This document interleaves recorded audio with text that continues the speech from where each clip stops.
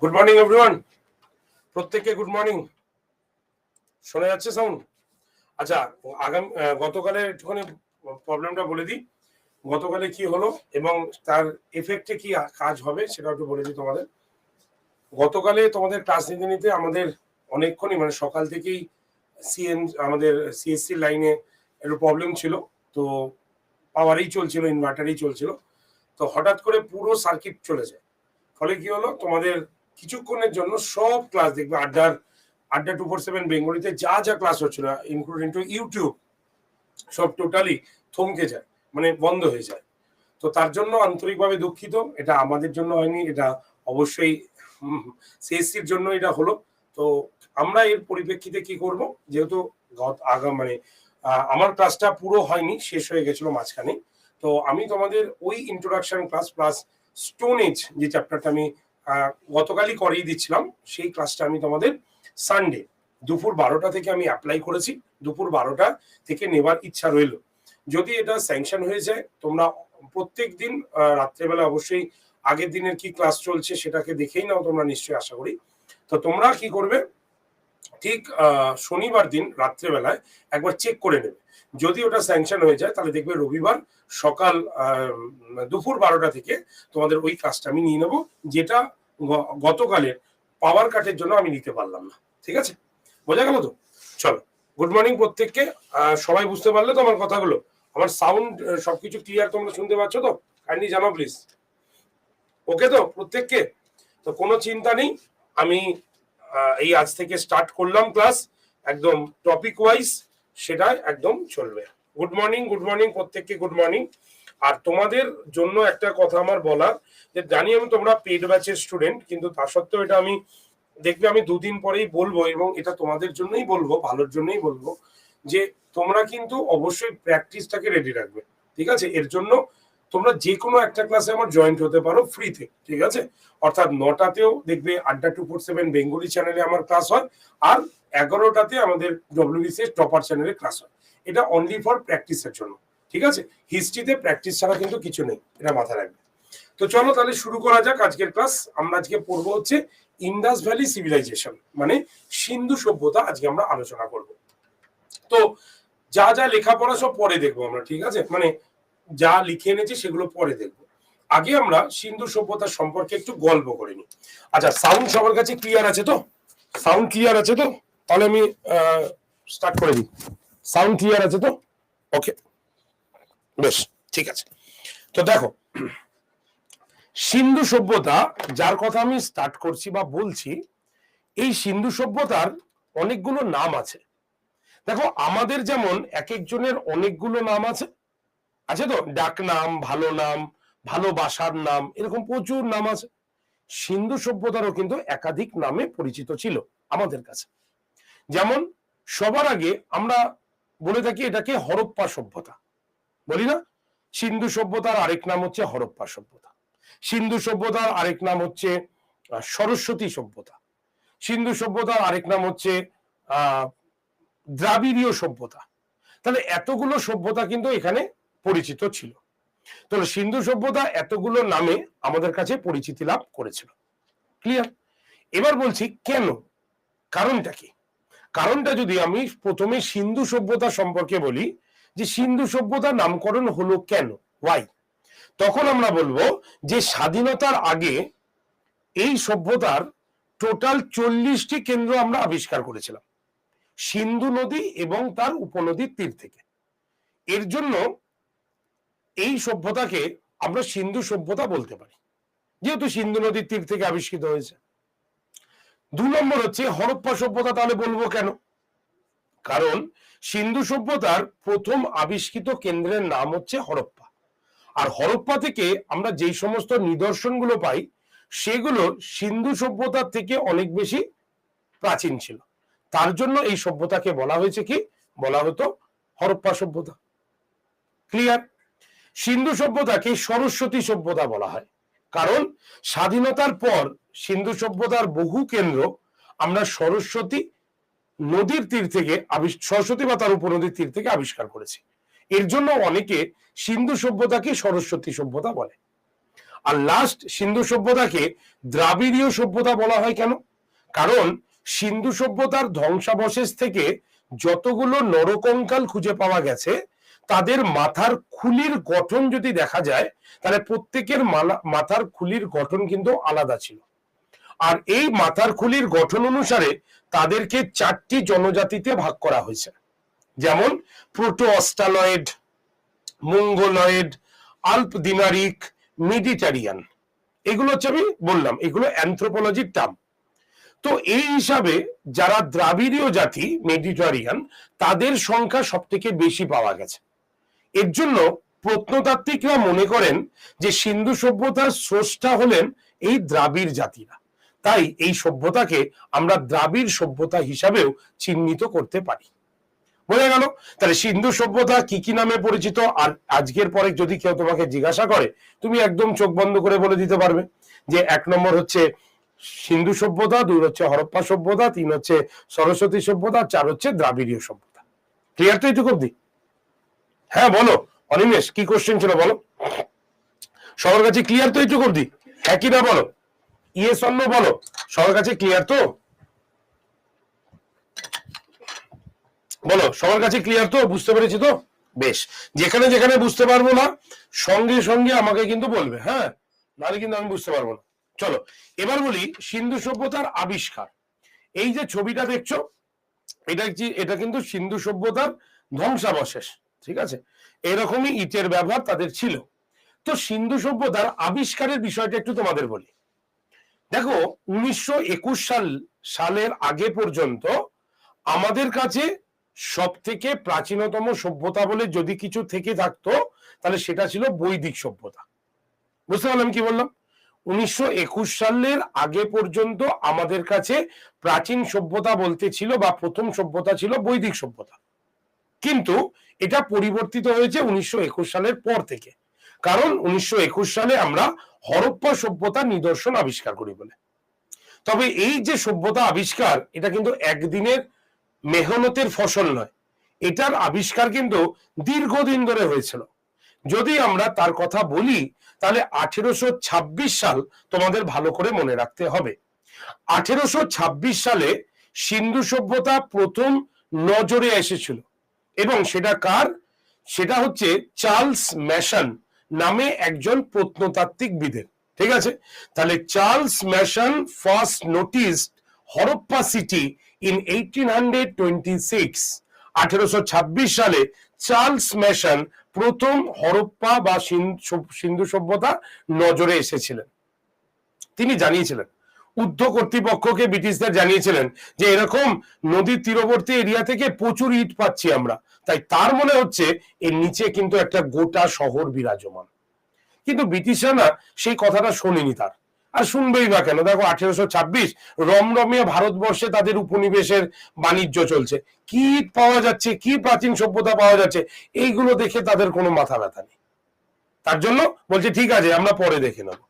ফলে যদি ইংরেজরা সেটা তখনই আবিষ্কার করতো তাহলে সিন্ধু সভ্যতার অনেক কিছু আমাদের সামনে কিন্তু উঠতে পারত, কিন্তু আবিষ্কৃত হয়নি।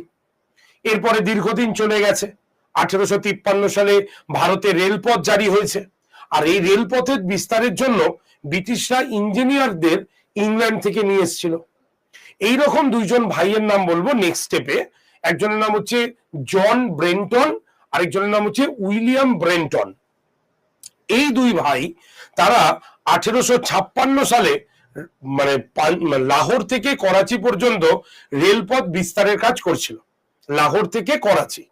আর এই লাহোর থেকে করাচি রেলপথ স্থাপন করতে গিয়ে তারা মাটি খোঁড়ে এবং মাটির তলা থেকে প্রাচীন নিদর্শন পায়, সেটাও তারা ঊর্ধ্ব কর্তৃপক্ষকে জানিয়েছে। কিন্তু সেই সময় ভারতে এরকম কোনো কর্তৃপক্ষই ছিল না যারা স্পেশালি এই প্রাচীন জিনিসগুলোকে নিয়ে আলোচনা করবে, তাই ব্রিটিশরা তাতেও নজরদারি দিল না।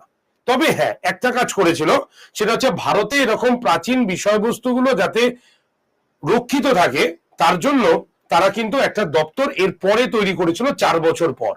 সেই দপ্তরের নাম কি? দপ্তরটার নাম হচ্ছে আর্কিওলজিক্যাল সার্ভে অফ ইন্ডিয়া, ভারতের পুরাতাত্ত্বিক বিভাগ, যেটা 1861 থেকে 62 সালে আলেকজান্ডার কানিংহামের দ্বারা তৈরি হয়েছিল। ঠিক আছে, কিন্তু তখনও পর্যন্ত সিন্ধু সভ্যতাকে খোঁজা হয়নি।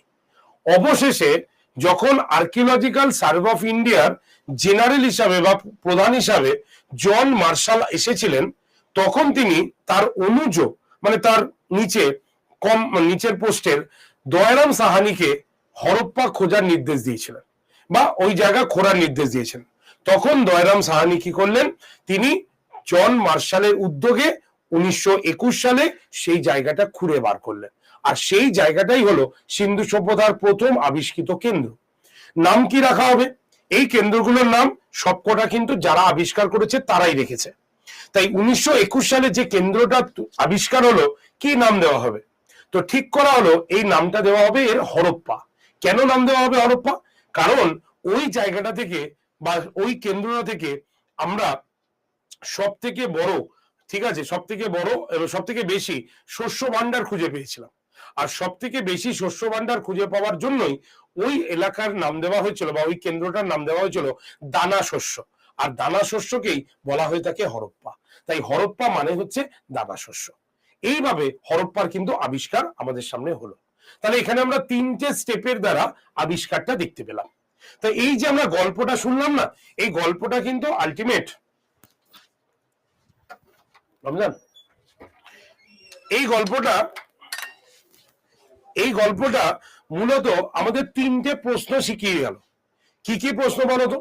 নাম্বার 1, মন দিয়ে শোনো। নাম্বার 1, সিন্ধু সভ্যতার প্রথম পরিদর্শন করেছিলেন কে? তখন আমাদের অ্যান্সার হবে স্যার চার্লস ম্যাসন। ঠিক আছে, তাহলে sir Charles Masson first notice Harappa city in 1826। Number 2, archaeological survey of India কে প্রতিষ্ঠা করেছিলেন? আমরা বলবো আলেকজান্ডার কানিংহাম। কত সালে? 1861-62। তাহলে 2 নম্বর প্রশ্ন কি হলো? In 1861-62 archaeological survey of India was established by Alexander Cunningham. ঠিক আছে। নাম্বার 3 নম্বর প্রশ্ন আমাদের কাছে কি থাকলো? সিন্ধু সভ্যতা আবিষ্কর্তা কে ছিলেন? ঠিক আছে, বা সিন্ধু সভ্যতা কার দ্বারা আবিষ্কৃত হয়েছিল? তাহলে আমাদের অ্যান্সার কি হচ্ছে? আমাদের অ্যান্সার হবে জন মার্শাল। ঠিক আছে, তাহলে John Marshall first discovered Indus valley civilization. Okay, clear হয়েছে? তাহলে এই 3টে প্রশ্ন আমাদের প্রত্যেকের কিন্তু মাথায় রাখতে হবে। ক্লিয়ার? সবার কাছে ক্লিয়ার তো? সবার কাছে ক্লিয়ার? তাহলে দেখো, ইতিহাস আমি বলেছিলাম তোমাদের ক্লাসে পড়া মুখস্থ করিয়ে দেবো, তোমাদের কিন্তু এই 3টে প্রশ্ন মাথায় ঢুকে গেছে। আর আরেকটা কথা বলি এই প্রসঙ্গের একটু বাইরে, সেটা হচ্ছে আর্কিওলজিক্যাল সার্ভে অফ ইন্ডিয়া কি করে? প্রাচীন বিষয়গুলোকে রক্ষণাবেক্ষণ করে তো। তাহলে এটা একটা নির্দিষ্ট আইন অনুসারে, আর আইনটা চালু হয়েছিল 1904 সালে। 1904 সালে আইনটার নাম কি ছিল?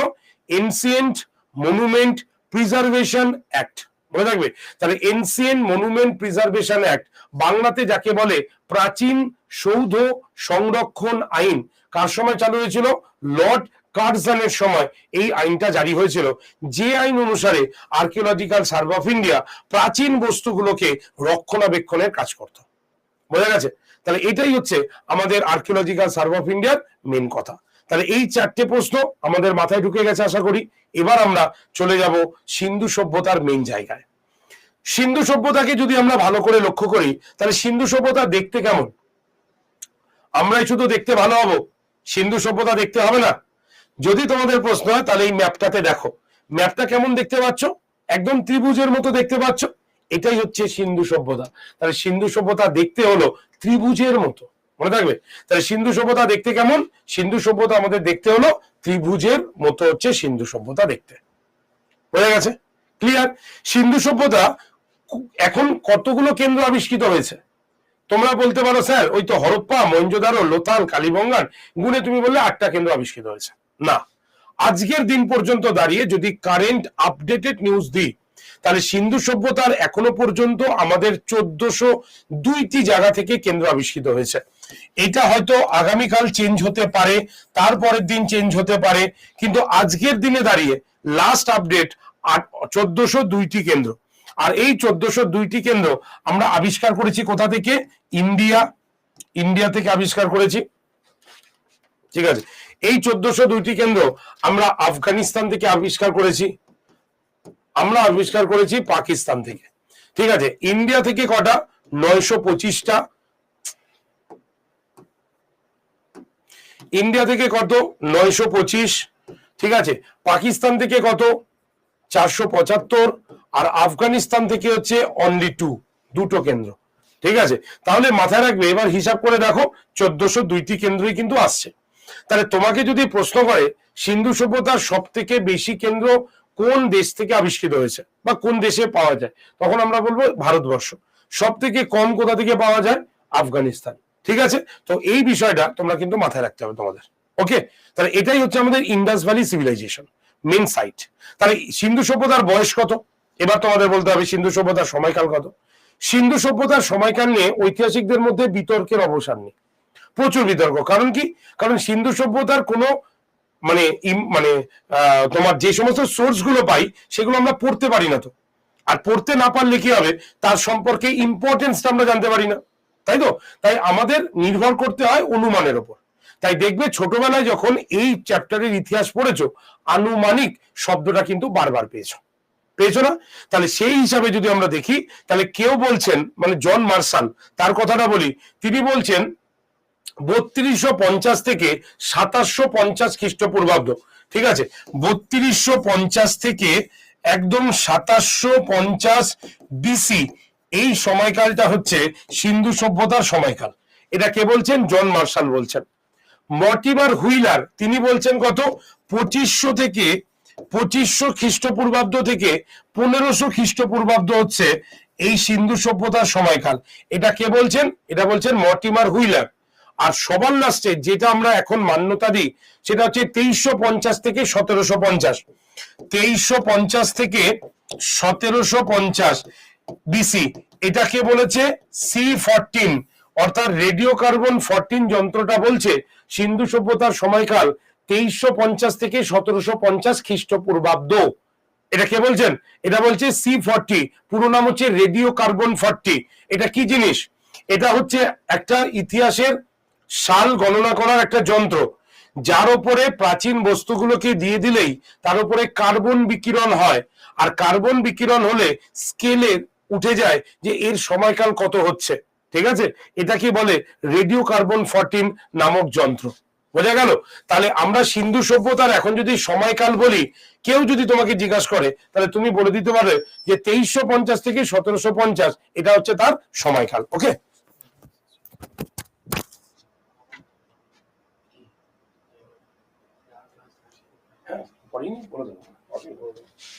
ঠিক আছে, নেক্সট এবার আমরা চলে আসবো যে এই যে সিন্ধু সভ্যতার কথা আমরা আলোচনা করছি, ঠিক আছে, এই যে সিন্ধু সভ্যতার কথা বলছি, এই সিন্ধু সভ্যতার এই যে এইটুক জায়গা তোমাদের আশা করি প্রত্যেকের হয়ে গেছে। হ্যাঁ, ফসিলস এর এজ নির্ণয় একদম ঠিক, ঠিক আছে, পরিষ্কার বোঝা গেছে তো, ক্লিয়ার সবাই এইটুকু অব্দি, হ্যাঁ কি না, সবার ক্লিয়ার তো। এবার দেখো সিন্ধু সভ্যতা কেন বিখ্যাত, তার নগর পরিকল্পনার জন্য। সিন্ধু সভ্যতা কেন বিখ্যাত, তার আন্ডারগ্রাউন্ড ড্রেনেজ সিস্টেমের জন্য বিখ্যাত ছিল, তাই তো। তাহলে সেই ক্ষেত্রে কি হবে, এবার আমরা সিন্ধু সভ্যতার সেই বেসিস জায়গাগুলোকে পড়বো। আচ্ছা কি বলছো অনিমেষ, সরি ভাই আমি তোমার কমেন্টসটা দেখতে পাইনি। স্যার আলেকজান্ডার কানিংহাম,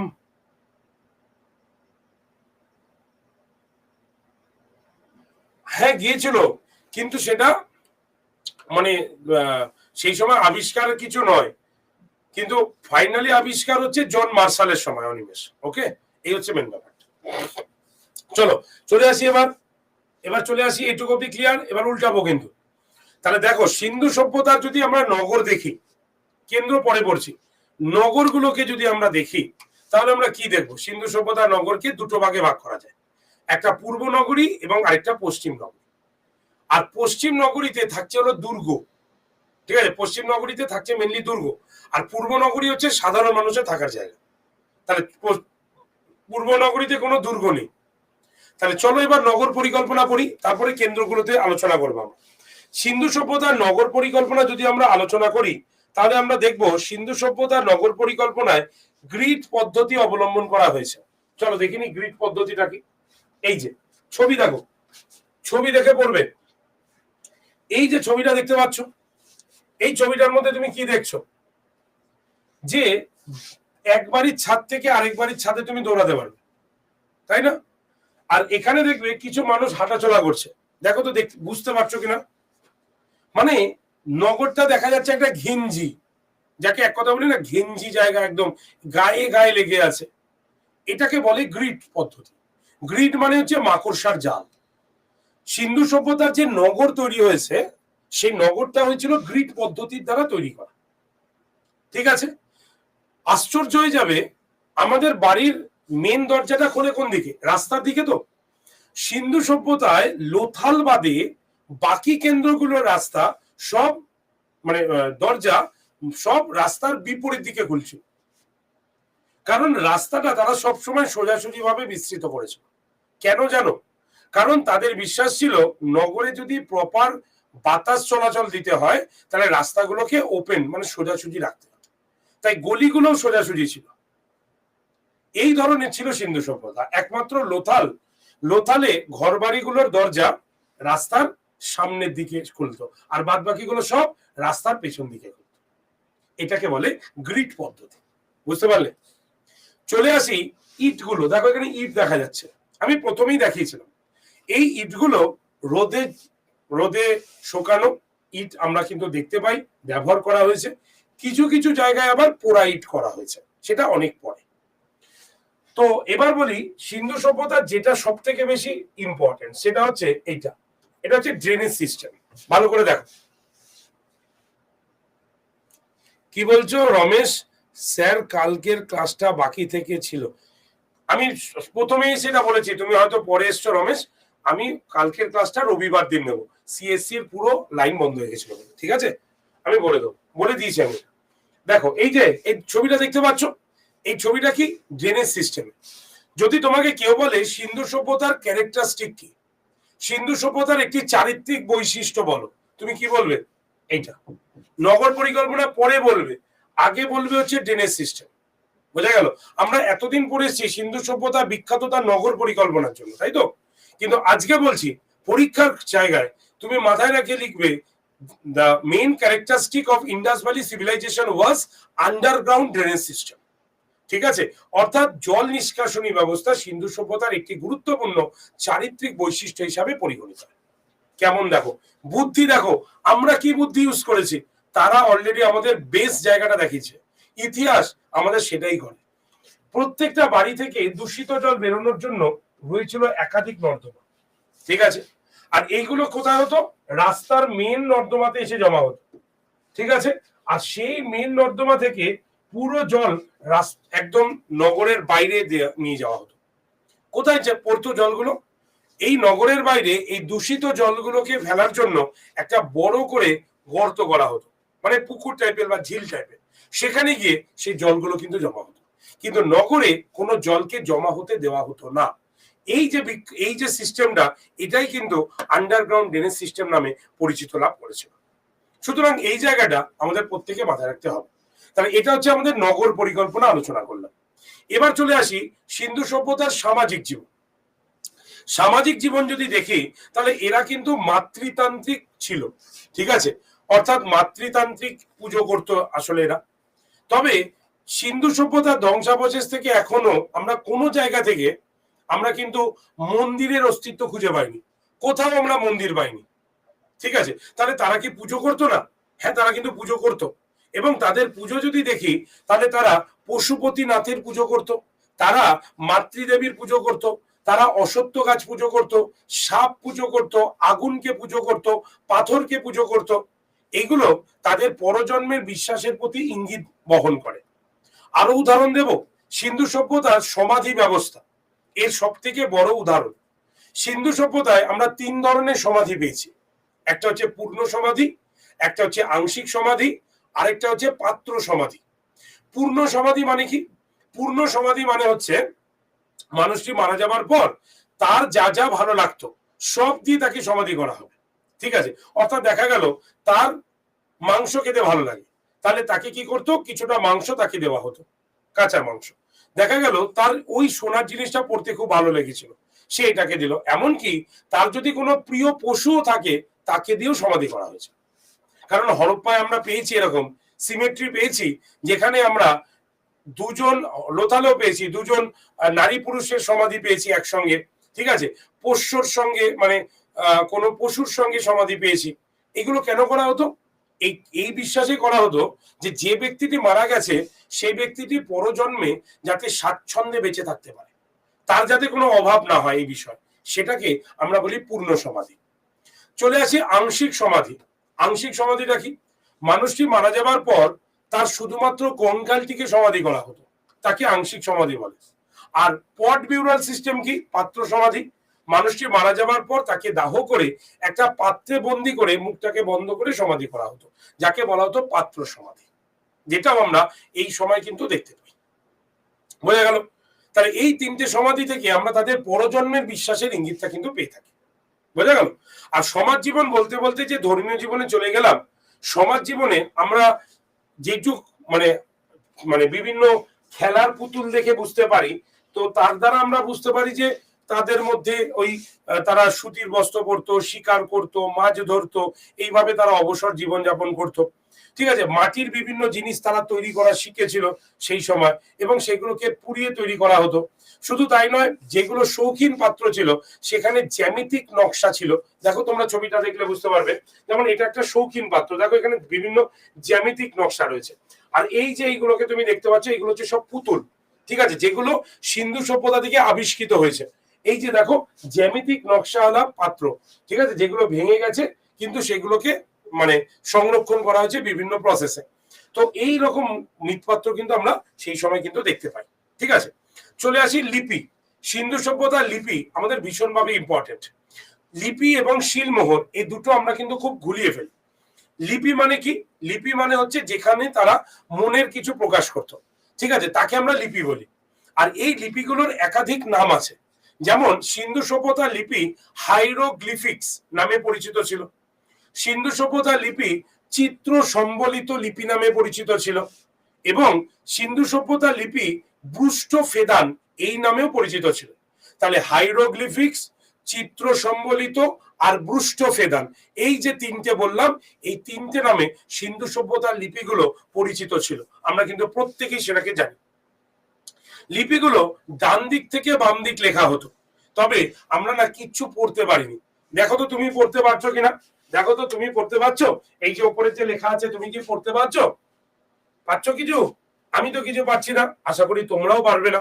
তাহলে এই রকম লিপিগুলোতে আমরা দেখতে পাচ্ছি কি এরকম সংখ্যা বা চিহ্নগুলোকে ব্যবহার করা আছে। ঠিক আছে, তো এই যে চিহ্নগুলোর মধ্যে সব থেকে কমন চিহ্ন কোনটা জানো? এই যে দেখতে পাচ্ছ, এই যে চিহ্নটা দেখতে পাচ্ছ ইউ এর মতো চিহ্ন, এটা হচ্ছে সব থেকে কমন চিহ্ন। তোমাকে যদি কেউ প্রশ্ন করে যে সিন্ধু সভ্যতায় সব থেকে বেশি ব্যবহৃত চিহ্ন কোনটি, তখন তুমি বলবে এইটা, ইউ। ঠিক আছে, আর যদি তোমাকে বলে সিন্ধু সভ্যতার লিপিতে সব থেকে ব্যবহৃত চিত্র কোনটি, ছবি কোনটি, তখন তুমি বলবে এইটা। এটা কি? মাছ। দেখো সব থেকে বেশি ব্যবহৃত হয়েছে, তুমি যে কোনো জায়গায় যাও সব থেকে বেশি এই ছবিটা ইউজ করা হয়েছে, সেটা হচ্ছে মাছের ছবি। মনে থাকবে? প্রত্যেকের মনে থাকবে তো? ছবি দেখে দেখে পড়ো। তাহলে কি হলো? তাহলে মাছের ছবি সব থেকে বেশি ব্যবহার করা হয়েছে, আর চিহ্ন সব থেকে বেশি ব্যবহার করেছে ইউ। ঠিক আছে, মূল চিহ্ন কটা? 64টা চিহ্ন পাওয়া গেছে। সিন্ধু সভ্যতা থেকে টোটাল নাম্বার অফ চিহ্ন হচ্ছে 64টা। 64টা চিহ্ন পাওয়া গেছে। কতগুলো অক্ষর পাওয়া গেছে? 250 থেকে 400টি অক্ষর পাওয়া গেছে। ঠিক আছে, মূল চিহ্ন 64টি। ঠিক আছে, মানে চিহ্ন মানে হচ্ছে এই যে এরকম চিহ্ন, এগুলো হচ্ছে চিহ্ন। তাহলে এই চিহ্ন হচ্ছে 64টা। আর অক্ষর যদি বলি, যেমন হচ্ছে এইগুলো হচ্ছে ইউ আকৃতি, এগুলোকে আমরা এখন অক্ষর বলি। তাহলে এটা কি কটা পাওয়া গেছে? 250 থেকে 400, 400। আজকের আপডেট বলছি, কিন্তু আগামীকাল এটা চেঞ্জও হতে পারে। ঠিক আছে, এটা বর্তমান কালের আপডেট বলছি। তাহলে এই হচ্ছে আমাদের সিন্ধু সভ্যতার লিপি। শিলমোহর কোনটা? শিলমোহর মানে ধরো তুমি কোথাও বাণিজ্য করতে যাচ্ছ, তাহলে বা তুমি কোথাও কিনেছো, কোনো দোকানে ঢুকেছো, কিছু খেয়েছো, কিনেছো, তোমাকে একটা বিল দেবে একটা স্ট্যাম্প দিয়ে, তাহলে স্ট্যাম্পটা হচ্ছে তোমার শিলমোহর। ঠিক আছে, তাহলে সিল সিন্ধু সভ্যতাতে ইউজ করা হতো, এবং এই সিলে সব থেকে বেশি এই ছবিটি পাওয়া গেছে। ঠিক আছে, ছবিটা দেখতে পাচ্ছ, এক শৃঙ্গ বিশিষ্ট ষাঁড়। এই যে এক শৃঙ্গ, দেখো মানে শিংটা একটাই আছে। এই এক শৃঙ্গ বিশিষ্ট ষাঁড়, এটা কিন্তু শিলমোহরের সব থেকে বেশি পাওয়া গেছে। ঠিক আছে, বোঝা গেছে? ক্লিয়ার? তাহলে এই হচ্ছে আমাদের সিন্ধু সভ্যতার মেন মানে শিলমোহর বা শিল্পকলা আমরা আলোচনা করতে পারলাম। এবার চলে আসি আমরা হচ্ছে তাদের অর্থনৈতিক জীবন। সিন্ধু সভ্যতার মানুষের প্রধান জীবিকা কি ছিল যদি আমরা দেখি, তাহলে সিন্ধু সভ্যতার মানুষের প্রধান জীবিকা যদি বলি তাহলে সেটা হচ্ছে বাণিজ্য এবং হচ্ছে কৃষি। এটা ছিল মানে সরি, সিন্ধু সভ্যতার মানুষের প্রধান জীবিকা ছিল হচ্ছে বাণিজ্য, ঠিক আছে। কৃষিটা কিন্তু পরে, ফার্স্ট হচ্ছে ট্রেড, দেন বাণিজ্য, দেন হচ্ছে কৃষি। তোমরা বলতে পারো কেন স্যার? কারণ সিন্ধু সভ্যতার কোনো কেন্দ্রে প্রপার জিনিস পাওয়া যেত না, ঠিক আছে। তারা কি করতো, বিনিময়ের মাধ্যমে অন্য কেন্দ্র থেকে সেটাকে কালেক্ট করতো, ফলে কি হতো, তাদের বাণিজ্যই চলতো, এটা বিনিময় প্রথার মাধ্যমে বাণিজ্য, সেটা আমরা সিন্ধু সভ্যতায় দেখতে পেয়েছিলাম।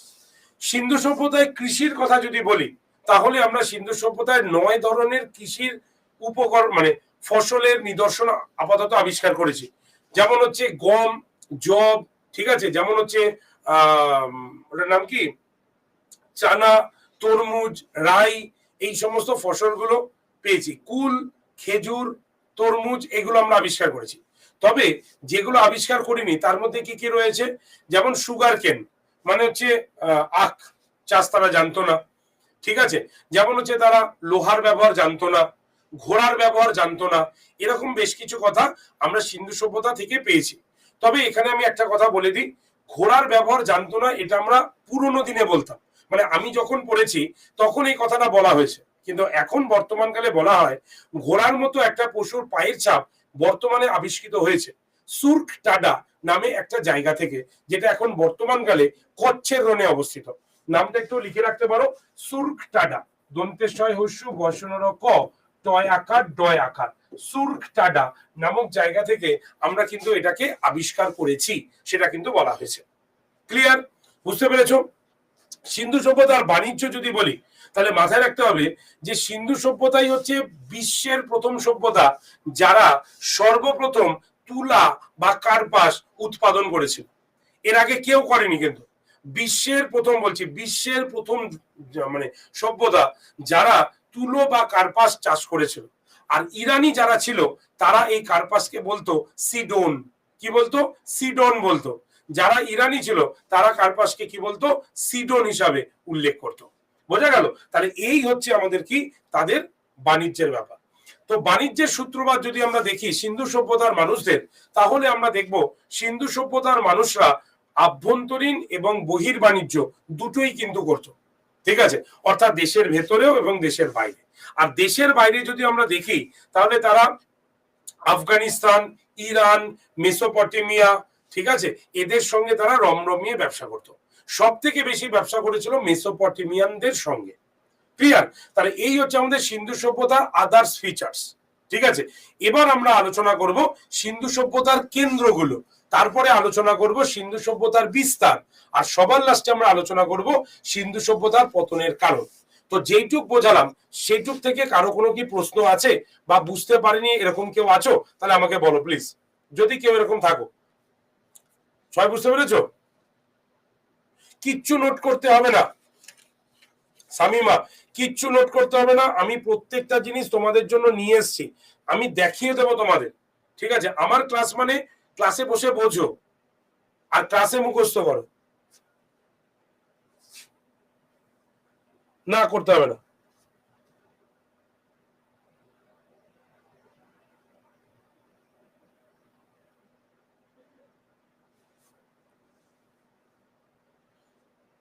নীল, এটার কথা এখনো পাওয়া যায়নি, পাওয়া যায়নি এটা, নীলের কথা।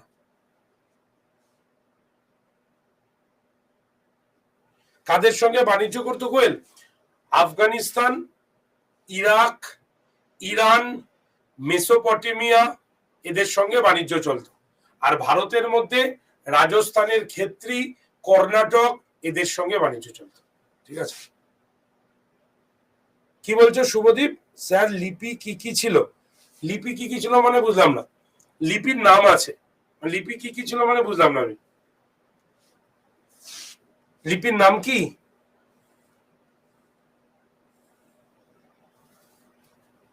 ওই যে অনিমেষ, এটা আমাদের মনে হতে পারে বৈষ্ণবদের তিলক বা আদার্স, কিন্তু এটাকে ইউ আকৃতি বলা হয়। এই চিহ্নটা সব থেকে বেশি পাওয়া গেছে, দেখো এর মধ্যেও আছে, প্রত্যেকটার মধ্যেই প্রায় ইউ এর ছবি রয়েছে। সুরুপটাটা থেকে আমরা অনুমান করছি ঘোড়ার পায়ের ছাপ আবিষ্কৃত হয়েছে। ঠিক আছে দেবজ্যোতি, ক্লিয়ার সবার? সবার ক্লিয়ার তো?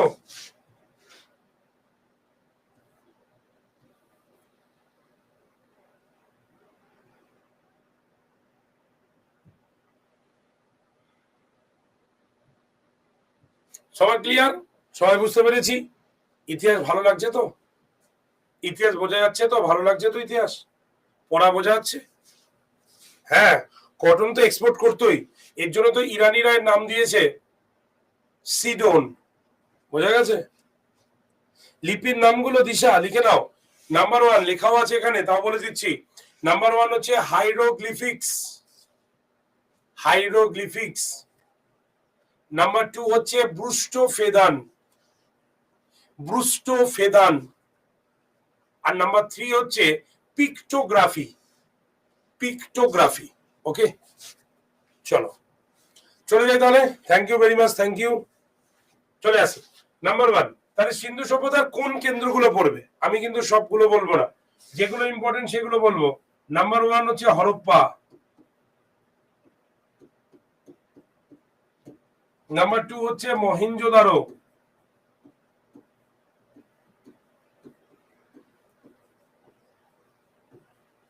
নাম্বার 3 হচ্ছে লোথাল,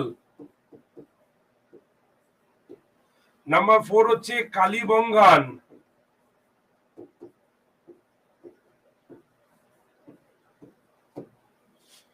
নাম্বার 5 হচ্ছে চানহুদারো,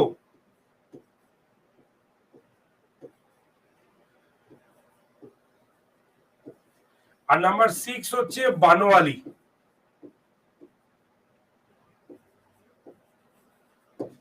ঠিক আছে, এই যে 6টা কেন্দ্র, এই 6টা কেন্দ্র তোমরা পড়বে, একদম পরিষ্কার কথা। এর বাইরে আর পড়বে না, আমি একদম সাজেস্টিভ করতে পারো, কিন্তু এইগুলো ছেড়ে যাবে না। ঠিক আছে, নাম্বার 1 হচ্ছে হরপ্পা। আমরা সবাই জানি, কেউ লিখবে না, প্রত্যেকে লেখা আছে, কিন্তু খালি এখানে ইম্পর্টেন্স এভিডেন্স গুলো তোমরা লিখতে পারো। যেমন হচ্ছে হরপ্পা 1921 সালে দয়রাম সাহানি পাঞ্জাবের মন্টেগোমারি ডিস্ট্রিক্ট থেকে এটাকে আবিষ্কার করেছিলেন। এখান থেকে আমরা কি পেয়েছিলাম লিখতে পারো। আগে শুনে নাও, হরপ্পা মানে কি? দানা শস্য। তাহলে এখান থেকে আমরা শস্য ভান্ডার পেয়েছি। তাহলে তোমাকে যদি বলে যে 6 or 12 গ্র্যানারিজ কোথা থেকে আবিষ্কৃত হয়েছে, তোমাকে কি মুখস্থ করতে হবে? একদমই না। তুমি হরপ্পার মানে তো জানো, দানা শস্য। তাহলে সব থেকে বেশি গুদাম কোথা থেকে পাওয়া গেছে? দানা শস্য কোথায় সংগ্রহ থাকে? গুদামে। তাহলে সব থেকে বেশি কোথায় পাওয়া গেছে? হরপ্পা বলবে, মনে থাকবে। আর কি পাওয়া গেছে? সব থেকে বেশি লিপি আবিষ্কৃত হয়েছে হরপ্পা থেকে। ঠিক আছে, তাহলে সব থেকে বেশি ইনস্ক্রিপশন, লিপি মানে হচ্ছে inscription, maximum number of inscription was discovered in তোমার এট হচ্ছে লোথাল, হরপ্পা। ঠিক আছে, আর কি পাওয়া গেছে এখান থেকে? আমরা এখান থেকে নৌকো তৈরি করার বড় কারখানা আবিষ্কার করেছি। তাহলে এখান থেকে আমরা কি বলবো? বোট মেকিং ফ্যাক্টরি এখান থেকে আবিষ্কৃত হয়েছে। দেখো, লোথাল তো হচ্ছে বন্দর শহর, ঠিক আছে, কিন্তু জাহাজ তৈরি করার বা নৌকো তৈরি করার, জাহাজ ভুল বললাম আমি, নৌকো তৈরি করার মেন কেন্দ্র হচ্ছে হরপ্পা। দেখো, হরপ্পা মুখস্থ হয়ে গেছে। তাহলে হরপ্পা থেকে তুমি 3টে জিনিস পড়লে। নাম্বার 1 হচ্ছে 6 or 12, 6টা অথবা 12টা শস্য ভান্ডার। 2 নম্বর হচ্ছে সব থেকে বেশি লিপি আবিষ্কার করেছি আমরা। আর 3 নম্বর হচ্ছে এখান থেকে আমরা মানে নৌকো তৈরি করার কারখানা আবিষ্কার করেছি। ঠিক আছে, 2 নম্বরে চলে আসি মহেঞ্জোদারো। মহেঞ্জোদারো মানে কি জানো তো? মাউন্ট অফ ডেড, মৃতের স্তূপ। তাহলে মৃতের স্তূপ কাকে বলে? যদি এই প্রশ্নটা দেয় তুমি লিখতে পারবে মহেঞ্জোদারো। তাহলে মহেঞ্জোদারো থেকে কি পাওয়া গেছে? নাম্বার 1, ছোটবেলা থেকে পড়েছো কিন্তু, সেটা হচ্ছে একটা বড় সুইমিং পুল পেয়েছি। কত বড়? 180 বাই 108 ফিট। তাহলে 180 বাই 108 ফিটের একটা বড় সুইমিং পুল আমরা আবিষ্কার করেছি মহেঞ্জোদারো থেকে। আর কি পেয়েছি আমরা? হরপ্পাতে আমরা কি বললাম? শিল, আমরা লিপি সব থেকে বেশি পেয়েছি। তাহলে মহেঞ্জোদারোতে আমরা সিল মোহর সব থেকে বেশি পেয়েছি। তাহলে seal, maximum number of seal was discovered in Mohenjodaro. Okay, তাহলে শিলমোহর বললে মহেঞ্জোদারো, লিপি বললে হবে হরপ্পা। আর কি পেয়েছি আমরা? একটা ডান্সিং গার্ল পেয়েছি, ছোটবেলা থেকে পড়েছি না ডান্সিং গার্ল, নর্তকী মূর্তি, যেটা মহেঞ্জোদারো থেকে আবিষ্কৃত হয়েছে, ছবিগুলো বইগুলোর মধ্যে লেখা থাকতো, দেওয়া থাকতো। ঠিক আছে, তাহলে মহেঞ্জোদারো থেকে পেয়েছি। আর আমরা একটা পেয়েছি পশুপতি শিবের মূর্তি, যদি আমরা শিব আমরাই বলছি নাম, ঠিক আছে, কিন্তু এটা একটা যোগীর মূর্তি ছিল। A seal with a picture suggesting as Pashupati Mahadev. ঠিক আছে, a seal with a picture suggesting as Pashupati Mahadev was discovered in Mohenjodaro. Okay, তাহলে এই যে চারটে জিনিস তোমাকে মাথায় রাখতে হবে। নাম্বার ওয়ান, শিলমোহর সব থেকে বেশি। নাম্বার টু, মানে এটা হচ্ছে তোমার সুইমিং পুল, মানে গ্রেট বাথ, এটা আমরা পেয়েছি। নাম্বার থ্রি হচ্ছে আমরা পেয়েছি হলো পেলাম হলো একটা পশুপতি শিবের মূর্তি। আর নাম্বার ফোর হচ্ছে মানে ডান্সিং গার্ল, একটা নর্তকী মূর্তি। ঠিক আছে, bronze statue of A dancing girl, ব্রোঞ্জের একটি নর্তকী মূর্তি আবিষ্কার করেছে মহেঞ্জোদারো। ব্যাস শেষ। চলে আসি লোথাল। লোথালকে আমরা পোর্ট সিটি বলি, বন্দর শহর, তাই তো? তাহলে বন্দর শহর মানে হচ্ছে লোথাল। তাহলে বন্দর সঙ্গে রিলেটেড কি ভাবো, চিন্তা করো। জাহাজের খেলনা কোথা থেকে আবিষ্কৃত হয়েছে? এখান থেকে। কৃত্রিম পোতাশ্রয় কোথা থেকে আবিষ্কৃত হয়েছে? লোথাল থেকে। তাহলে এগুলো আমরা বলতে পারি। ঠিক আছে, তো আর্টিফিশিয়াল ডকইয়ার্ড লোথাল। তোমার খেলনা যদি বলি বোটের, অর্থাৎ পোর্ট রিলেটেড, বন্দর সংক্রান্ত যাবতীয় প্রশ্ন আসুক, তুমি লোথালে টিক মারবে। খালি একটা লাইন মনে রাখবে কষ্ট করে, সেটা হচ্ছে লোথাল থেকে আমরা আবিষ্কার করেছি যেটা, সেটা হচ্ছে এভিডেন্স অফ প্যাডি, প্রথম ধানের নমুনা আমরা আবিষ্কার করেছি লোথাল থেকে। মনে থাকবে তো এটা? তাহলে প্রথম ধানের নমুনা আমরা আবিষ্কার করেছি লোথাল থেকে, এটা কিন্তু মাথায় রাখতে হবে। ক্লিয়ার? আর লোথাল হচ্ছে এমন একটা কেন্দ্র যেখানে নগরের দুটো প্রান্তেই দুর্গ তৈরি করা হয়েছে। এতক্ষণ আমরা কি বললাম, যে সিন্ধু সভ্যতার পশ্চিম দিকে নগরীতেই শুধুমাত্র দুর্গ বা সিটাডেল তৈরি করা হতো, কিন্তু আমরা লোথালে দেখলাম দুটো প্রান্তেই আমরা কি দেখলাম, যে তোমার দুর্গ, সরি কালীবঙ্গান, এটা লোথাল ভুল বললাম, কালীবঙ্গানে আমরা দুটো প্রান্তেই দুর্গ কিন্তু দেখতে পাবো। ঠিক আছে, এটা কালীবঙ্গানে পাবো, ঠিক আছে, লোথালে পাবো না। তাহলে লোথালে দুটো জিনিস মাথায় রাখবে, একটা হচ্ছে পোর্ট রিলেটেড যাবতীয় কিছু প্রশ্ন এলে, আর দু নম্বর হচ্ছে এভিডেন্স অফ প্যাডি বললে লোথাল হবে। চলে আসি কালীবঙ্গান। কালীবঙ্গানে আমরা প্রথমেই বলে দিলাম, সেটা হচ্ছে দুই দিকেই আমরা নগরের মানে দেখতে পেয়েছি, ওই কি বলে কি বলে সিটাডেল বা দুর্গ, এটা আমরা কালীবঙ্গানে দেখতে পেয়েছি। কালীবঙ্গান মানে কি জানো? ব্ল্যাক ব্যাঙ্গেলস, কালো চুড়ি। কালো চুড়ি থেকে নাম এসছে কালীবঙ্গান। ঠিক আছে, কালীবঙ্গানকে বলা হতো ব্ল্যাক ব্যাঙ্গেলস। আর এটা কোথায় অবস্থিত? ঘরঘরা নদীর তীরে অবস্থিত, মানে রাজস্থান। তাহলে যদি তোমাকে বলে উটের হাড় কোথা থেকে পাওয়া গেছে, বোনস অফ ক্যামেল, তাহলে তোমাকে কি চিন্তা করতে হবে? তুমি তো জানো যে উট হচ্ছে রাজস্থানে চলে, তাহলে রাজস্থান মানে হচ্ছে কালীবঙ্গান, তাহলে অ্যান্সার হবে আমার কালীবঙ্গান। ঠিক আছে, এটা মনে রাখতে পারবে। ওল্ডেস্ট প্লাউ ফিল্ড, কর্ষিত জমির নিদর্শন কোথা থেকে পাওয়া গেছে? কালীবঙ্গান থেকে। তাহলে যদি ধান বলে তাহলে লোথাল হয়, আর যদি জমি বলে তাহলে কালীবঙ্গান হবে। তাহলে ধান বললে হবে হচ্ছে লোথাল, আর কালীবঙ্গানে হবে জমি। এটা কিন্তু ভালো করে মাথায় রাখতে হবে। ক্লিয়ার, বোঝা গেছে?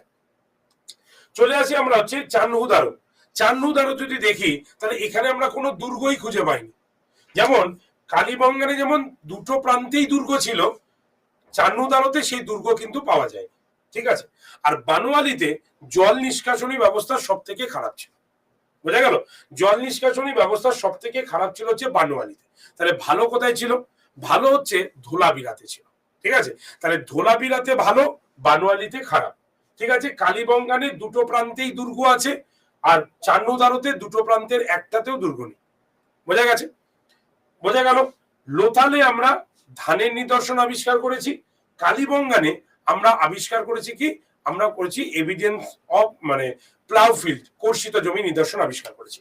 হরপ্পাতে আমরা সব থেকে বেশি লিপি খুঁজে পেয়েছি, মহেঞ্জোদারোতে আমরা সব থেকে বেশি পেয়েছি যেটা, সেটা হচ্ছে শিলমোহর।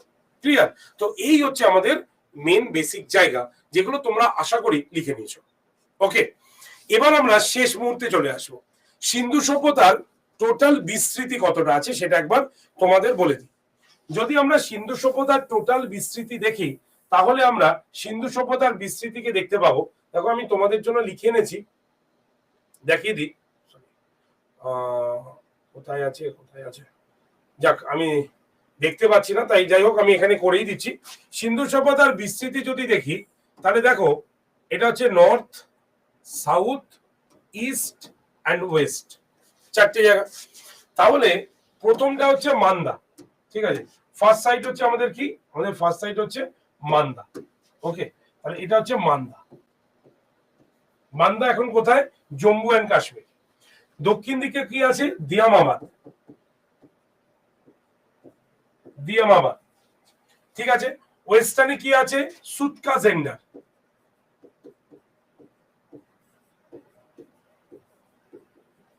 এটা হচ্ছে আফগানিস্তান। আর পূর্ব দিকে কি আছে আমাদের? আলমগীরপুর,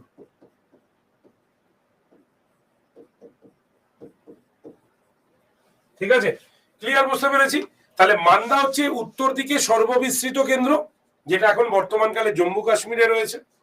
দক্ষিণ দিকে রয়েছে দিয়ামাবাদ, ঠিক আছে। পূর্ব দিকে রয়েছে আলমগীরপুর, আর পশ্চিম দিকে রয়েছে আমাদের সুতকা সেন্টার। ক্লিয়ার? তাহলে এই যে সিন্ধু সভ্যতা আমরা বললাম উত্তর থেকে দক্ষিণ, এই টোটাল মানে পূর্ব থেকে পশ্চিম টোটাল ডিস্টেন্স হচ্ছে 1600 কিলোমিটার। ওকে, টোটাল 1600 কিলোমিটার। যদি উত্তর আর দক্ষিণ দেখি তাহলে 1400 কিলোমিটার বিস্তৃত ছিল। আর যদি বলি সিন্ধু সভ্যতার সমুদ্র তট কোথায়, তাহলে এই যে ম্যাপটা দেখছো, তাহলে সমুদ্র কিন্তু এইটুক জায়গাতেই আছে। অর্থাৎ এটাকে যদি আমি এইভাবে ভাগ করি তাহলে সমুদ্র তটটা কিন্তু এইটুক জায়গাতে, মানে এই পশ্চিম আর দক্ষিণ এই জায়গায় সমুদ্র তট আমরা পাই। তাহলে সিন্ধু সভ্যতার সমুদ্র তট কত? আমরা বলবো 1300 কিলোমিটার। ওকে, তাহলে 1300 কিলোমিটার হচ্ছে এর সমুদ্র তট বিস্তৃত ছিল। ব্যাস, হয়ে গেল সিন্ধু সভ্যতা শেষ। ক্লিয়ার? প্রত্যেকে ঠিক আছে? দিয়ামাবাদ হচ্ছে প্রেজেন্ট মহারাষ্ট্র, একদম ঠিক। আলমগীরপুর প্রেজেন্ট হচ্ছে উত্তরপ্রদেশ, আর সুতকা সেন্টার হচ্ছে প্রেজেন্ট আফগানিস্তান, আর মান্দা হচ্ছে প্রেজেন্ট জম্মু এন্ড কাশ্মীর। ওকে, বোঝা গেছে? প্রত্যেকে বুঝতে পেরেছি? ক্লিয়ার সবার?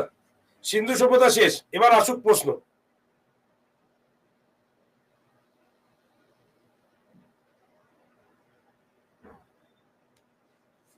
ঠিক আছে, রিভার একদম বলে দিচ্ছি। রিভার যদি দেখো তাহলে মান্দাতে যে রিভারটা রয়েছে তার নাম হচ্ছে চেনাব নদী। মান্দায় মানে নর্থে হচ্ছে চেনাব, পূর্ব দিকে রয়েছে হিন্দান নদী, হিন্দান হিন্দান নদী রয়েছে। আচ্ছা, দিয়ামাবাদে রয়েছে প্রব্বা নদী, গোদাবরীর হচ্ছে উপনদী প্রব্বা। আর সুতকা জেন্ডার যেখানে রয়েছে সেটা হচ্ছে দাস নদী। ঠিক আছে, চেনাব প্রথমটা হচ্ছে চেনাব। আলমগীরপুর যদি বলি তাহলে সেটা হচ্ছে হিন্দান। দিয়ামাবাদের যদি নদী বলি তাহলে প্রব্বা নদী, আর সুতকা সেন্টার হচ্ছে দাস নদী। ঠিক আছে,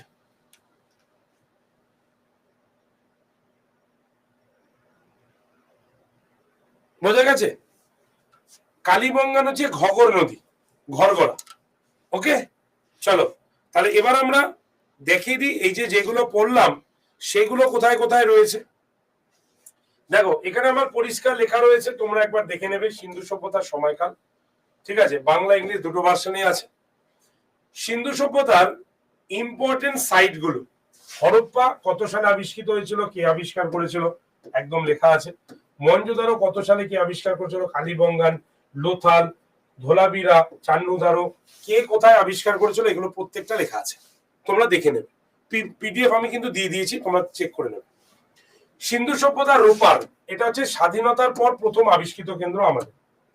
ঠিক আছে, তাহলে রোপার হচ্ছে স্বাধীনতার পর প্রথম আবিষ্কৃত কেন্দ্র। আর এখন বর্তমানকালে সিন্ধু সভ্যতার লাস্ট সাইট কোনটা, আমরা বলবো রাখিগড়ি। রাখিগড়ি হচ্ছে শেষ কেন্দ্র আমাদের। বোঝা গেছে? রাখিগড়ি কিন্তু আমাদের শেষ কেন্দ্র। সিন্ধু সভ্যতার শেষ কেন্দ্র কোনটা, আমরা বলবো হচ্ছে রাখিগড়ি। ওকে, বোঝানো গেল? নেক্সট চলো, এবার আমরা সিন্ধু সভ্যতার সম্পর্কে যা যা কথা বলেছিলাম সবগুলো ছোট ছোট পয়েন্ট এনেছি। সিন্ধু সভ্যতার মানুষের প্রধান উপকরণ কি, কি কি চাষ করতে তারা জানতো না, ঠিক আছে। সিন্ধু সভ্যতা কোন যুগের সভ্যতা, সিন্ধু সভ্যতার মানুষরা প্রথম কি আবিষ্কার করেছিল, সিন্ধু সভ্যতার লিপিকে কি বলা হতো, সব কিন্তু এখানে লেখা আছে। তারা কি পুজো করতো, মেসোপটেমিয়ানরা তাদেরকে কি বলতো, ঠিক আছে। সিন্ধু সভ্যতার চারিত্রিক বৈশিষ্ট্য কি, মৃত্যুর স্তূপ বা মাউন্ট অফ ডেড কাকে বলা হয়, মহেঞ্জোদারো, লোথাল, চান্নুদারো, এখন তিনটেকেই মৃতস্তূপ বলা হয়, এটা লেখা আছে। ঠিক আছে, সিন্ধু সভ্যতার লোকেদের বাণিজ্য কি ছিল, ঠিক আছে, তাদের ট্রেডিং সেন্টার কোথায় ছিল, সবকটা যা যা বলেছি, আমি জানি তোমাদের লিখতে কষ্ট হবে, এর জন্য আমি ছোট ছোট করে লিখে এনেছি, তোমরা দেখে নেবে। ঠিক আছে, এগুলো আমি পিডিএফ দিয়ে দিয়েছি। এবার তুমি যদি মনে করো যে আমি প্রিন্ট করে পড়বো, তাহলে প্রিন্ট করতে পারো, বা তুমি যদি মনে করো লিখে নেবো, তাহলে তুমি বাড়িতে লিখে নেবে। ঠিক আছে, সিন্ধু, এই যে দেখো খুঁজে পাচ্ছিলাম না তখন, সিন্ধু সভ্যতার বিস্তৃতি কেন্দ্রগুলো লেখা আছে এখানে। ঠিক আছে, চলো, সিন্ধু সভ্যতার পতনের কারণ, এখানে আর্য আক্রমণ, বন্যা, প্রাকৃতিক দুর্যোগ, এই তিনটে হচ্ছে সিন্ধু সভ্যতার পতনের গুরুত্বপূর্ণ কারণ হিসাবে মনে করা হয়, এগুলো লেখা আছে এখানে। ক্লিয়ার? আশা করি সিন্ধু সভ্যতা প্রত্যেকে বুঝতে পেরেছো। তো চলো, 5টা প্রশ্ন একটু পড়ে নিই আমরা। প্রথম প্রশ্ন তোমাদের কাছে কি আছে, সিন্ধু সভ্যতার কোন কেন্দ্র থেকে সর্বপ্রথম আমরা ধানের নমুনা আবিষ্কার করেছি? কি হবে অ্যান্সার বলো? বলো কি হবে? Lothal, Kalibangan, Harappa, Mohenjo-daro. From which center of Indus Valley civilization was first Mexican rice discovered? বলো কি হবে? চট জলদি অ্যান্সার দেখি প্রত্যেকে। ভেরি গুড, একদম ঠিক, সঠিক অ্যান্সার। ধানের চিহ্ন বলেছি, তাহলে আমাদের অ্যান্সার হচ্ছে এ, তার মানে হচ্ছে Lothal. Lothal is the right answer. Very good. ঠিক আছে, নাম্বার 2 চলে আসি। স্বাধীনতার পর সিন্ধু সভ্যতার কোন কেন্দ্রটি আবিষ্কৃত হয়েছিল? চট জলদি অ্যান্সার। স্বাধীনতার পর সিন্ধু সভ্যতার কোন কেন্দ্রটি আবিষ্কৃত হয়েছিল? বলো কি হবে অ্যান্সার?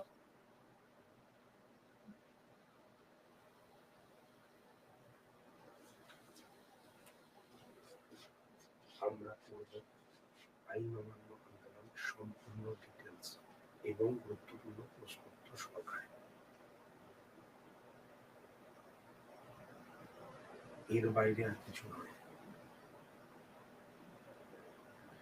ঠিক সকাল 11টা থেকে শুরু করছি ক্লাস, প্রত্যেকে ক্লাসে জয়েন করো, ক্লাসের লিংক নিচে দিলাম। চলো, তাহলে অ্যান্সার কি দাঁড়াচ্ছে আমাদের? ভেরি গুড, সঠিক অ্যান্সার আমাদের কি? অ্যান্সার হচ্ছে আমাদের C, Ropar is the right answer. Very good, স্বাধীনতার পরে প্রথম আবিষ্কৃত কেন্দ্র রোপার। নেক্সট, সিন্ধু সভ্যতার কোন কেন্দ্রে জল নিষ্কাশন ব্যবস্থা সব থেকে ভালো ছিল? বলো সব থেকে ভালো ছিল কোন কেন্দ্রে? চট জলদি অ্যান্সার করো।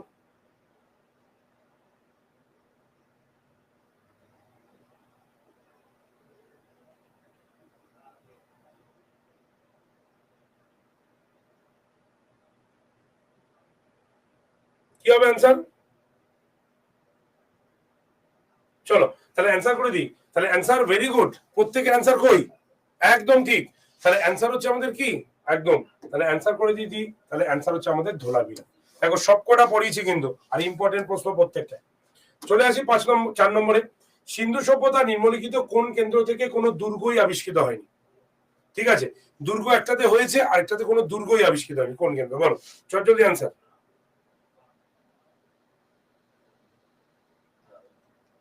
বলো কি হবে অ্যান্সার? কোন কেন্দ্র থেকে দুর্গ আবিষ্কৃত হয়নি? বলো কি হবে অ্যান্সার?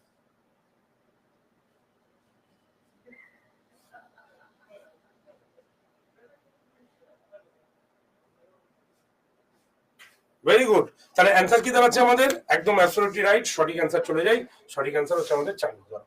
তাহলে চান্নুদারো থেকে আমাদের কোনো দুর্গই আবিষ্কৃত হয়নি। দেখো এত সুন্দর অ্যান্সার হচ্ছে, তাহলে অ্যান্সারটা কিভাবে হচ্ছে? ক্লাসের মধ্যে যদি পড়া রেডি না হয়, তাহলে এই অ্যান্সার হতে পারে না। আর ইতিহাস ক্লাসেই পড়া মুখস্থ হবে, সে প্রাচীন ভারত হোক, সে মধ্য ভারত হোক, সে আধুনিক ভারত হোক, সেই চ্যালেঞ্জ আমি নিচ্ছি। খালি তুমি একটুখানি ক্লাসে মন দিয়ে পড়বে, তারপরে দেখা যাক ইতিহাস হয় কিনা। নেক্সট, সিন্ধু সভ্যতার নিম্নলিখিত কোন কেন্দ্রটি নৌকো তৈরি করার জন্য বিখ্যাত ছিল? বলো চট জলদি অ্যান্সার। নৌকো তৈরি করার জন্য বিখ্যাত ছিল কোন কেন্দ্রটি? কি হবে? সিন্ধু সভ্যতার কোন কেন্দ্রটি নৌকো তৈরি করার জন্য বিখ্যাত ছিল?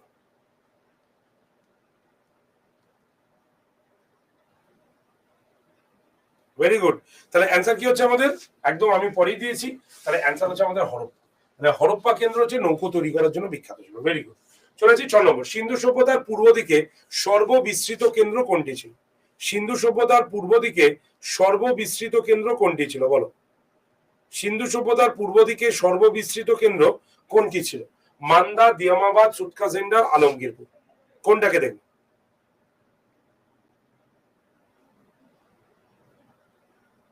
কি হবে অ্যান্সার?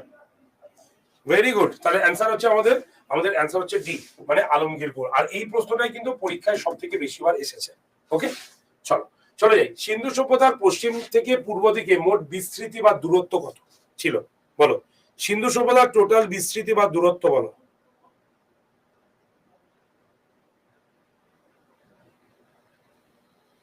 বলো কি হবে? সিন্ধু সভ্যতার টোটাল বিস্তৃতি বা দূরত্ব কত?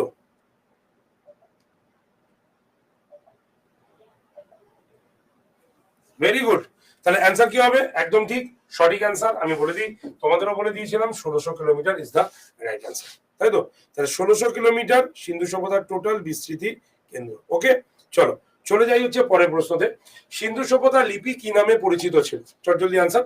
সিন্ধু সভ্যতা লিপি কি নামে পরিচিত ছিল? কি নামে ছিল সিন্ধু সভ্যতা লিপি? বলো, প্রত্যেকে অ্যান্সার হোক। সিন্ধু সভ্যতা লিপি কি নামে পরিচিত ছিল?